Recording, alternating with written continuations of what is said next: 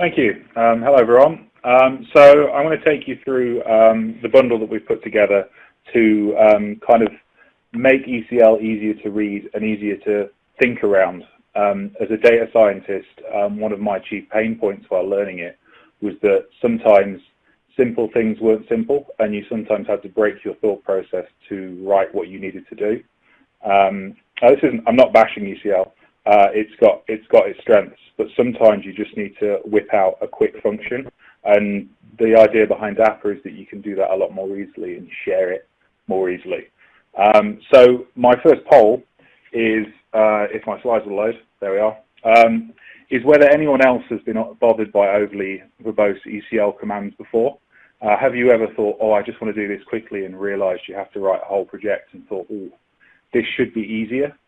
Because that was kind of the first point where I started developing the things that finally became Dapper.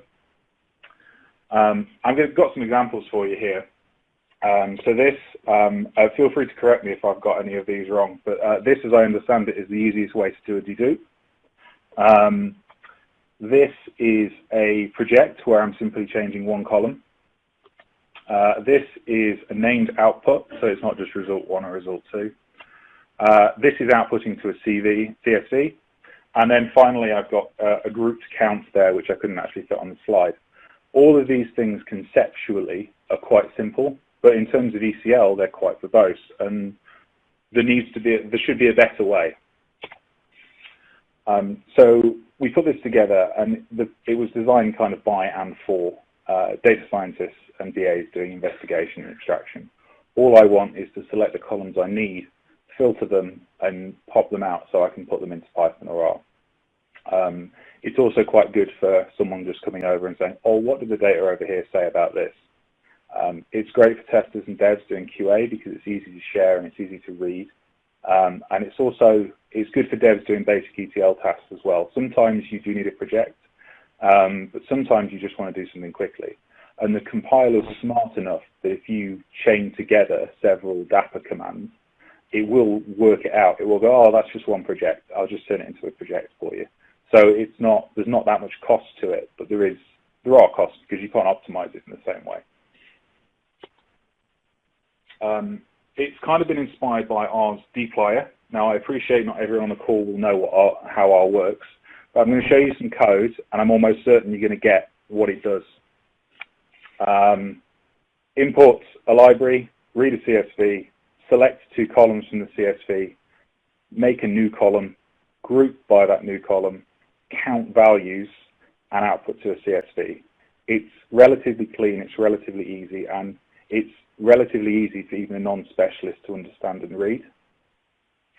And we also have the kind of zen of Python, like beautiful is better, explicit is better, and flat is better than nested, which is how my ECL usually ends up looking. And most importantly, that readability counts. Our jobs as developers, it should be to write code that's easy to understand, and sometimes Dapper can help with that. So just to take you through an example, really, like all good examples, this one involves Star Wars and specifically Jabba the Hutt. I don't know about you, but I would like to know what his body mass index is, and I have the data to do this analysis, so I'm going to take you through that now. First of all, the imports. So there is an example data set embedded in Dapper, so if you go and install it, there's instructions on the GitHub, which I'll give you a link to at the end. You can then call it and import it as any other package.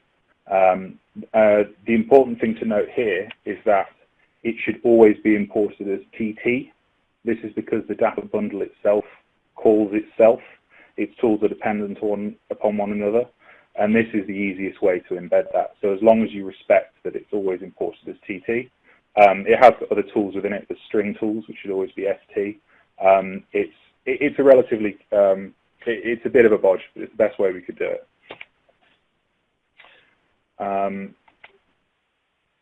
So once you've got it imported, you can load some data. We're going to load our Star Wars data set. The first thing we want to do is we want to count, and we want to have a look at the data. Now, both of these stuff are from 2 things in base ECL. First of all, this would be result 1 and result 2. And secondly, things like if I wanted to output a whole data set to a work unit, if I do that a lot, I can end up filling the work unit up and then getting a work unit too large error. So head controls that by saying I just want the first 100 rows. And this is the kind of output we'll get. Note along the bottom that our results are called count Star Wars and Star Wars. The functions themselves take the names of the variables and use them to construct your results, so that you can very easily have lots of things there without having to navigate through result 1, result 2, result 3, that kind of thing. So let's now do a transform operation. Let's mutate a column. I'm taking a column that already exists and changing its value. So in this case, I'm taking the Star Wars data set, a column that's called species, and if species is blank, replacing it with unknown, else keep it as species.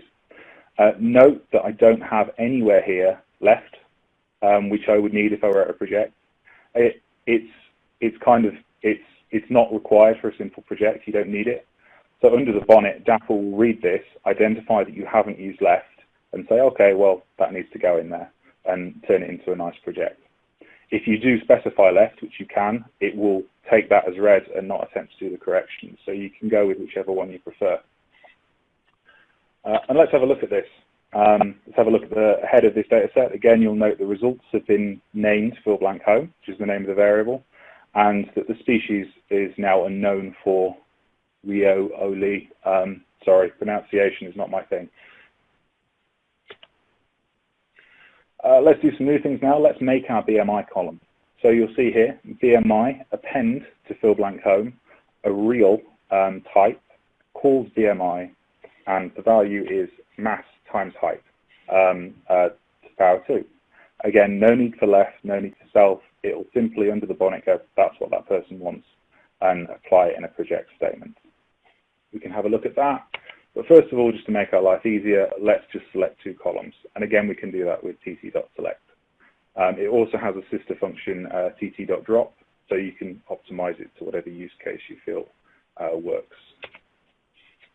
And there we have it. Just the columns with the BMIs of each Star Wars character.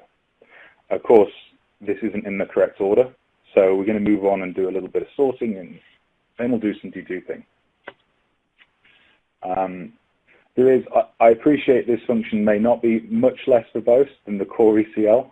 However, it maintains the verb structure that we use. It doesn't require you to reach out and start using other commands.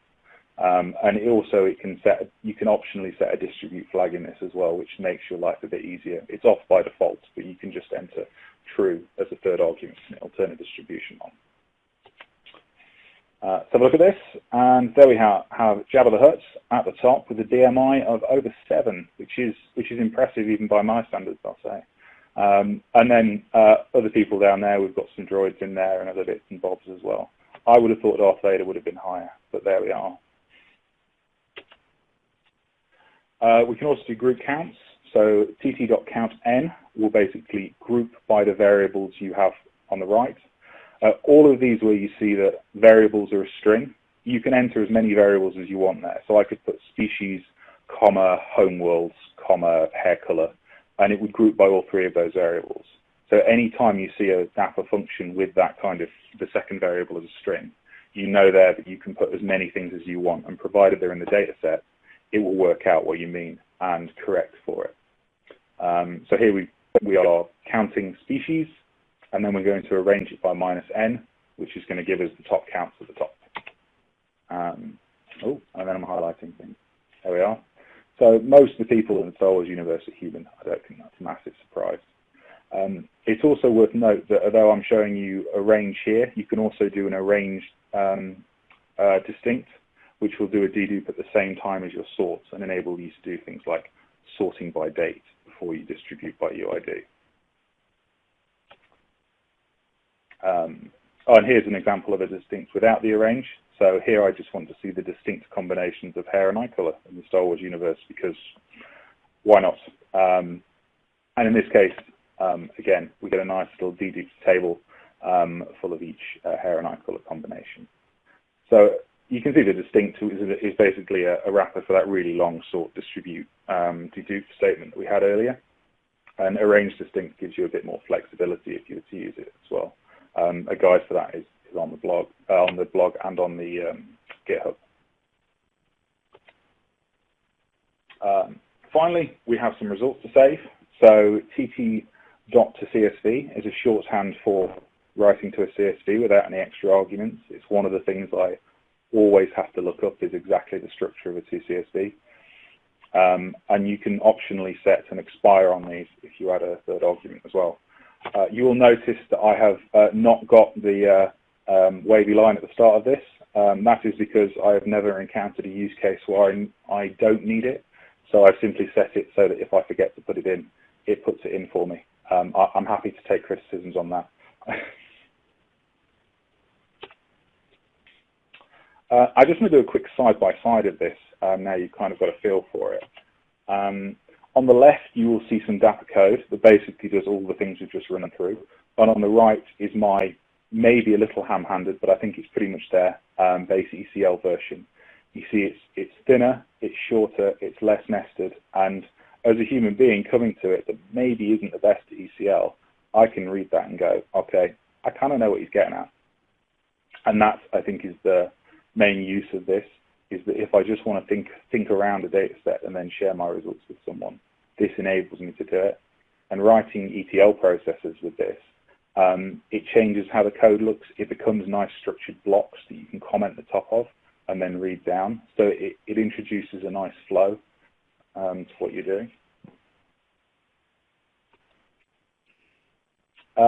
There are some string tools in there too. I'm not going to go into detail on them, but please do. I'm going to point you to the blog, and the GitHub yet again. Have a look at the guides on there. There's also other functions that I've not introduced you to, things like rename as well. If you're interested, you can install it from our GitHub using ECL bundle install on the command line. There's also a more depth walkthrough and infographic. And we do have other similar projects. So Proagrica is the name of the organization where I work. If you go to our GitHub, there is Dapper. There is HPCC, which is one of our favorites. It enables an easy plug-in to Python from HPCC. We also have an alpha release of some Geo Tools that we're working on, and some syntax checkers as well, and other bits of wonderfulness that can just make your HPCC life a little bit easier. So just as a quick poll, I just kind of want to get a survey of people that think this is useful. So basically, I know that my continued development is of value. If you would like to just kind of fill in the poll and say, yeah, I actually quite like this, I'm going to go and install it, it will help me to get kind of a feel for how important it is. That's me, really. I think I've kept time quite well there. Are there any questions from the floor? Yeah. So, Rob, I'm going to give you a second to take a quick peek at the questions from our audience. We've got a few in there. And while you do that, I'm going to take a quick look at your first poll. So the first question was, have you been bothered by overly verbose ECL commands before? And it looks like 86% of you have been bothered. So that's a pretty high number. So hopefully, Rob, you've been able to share something that'll be useful, and I guess we'll see when we look at the results from your second poll. All right, let's go ahead and take a peek at the questions from the audience. So here's the first one. Are you planning to build in any new functions?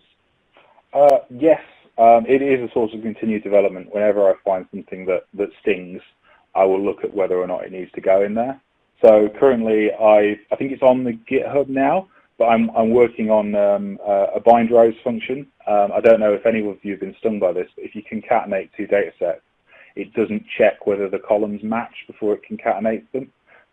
So it basically does that and checks that you're not doing something stupid before it joins things. We're also looking at things like stack, unstack functions, that kind of thing.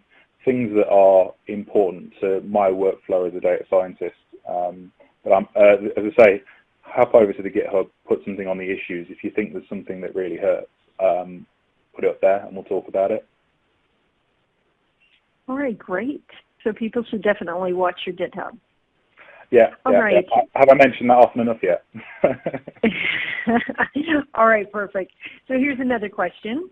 What versions of HPC systems has this been tested on and it works on?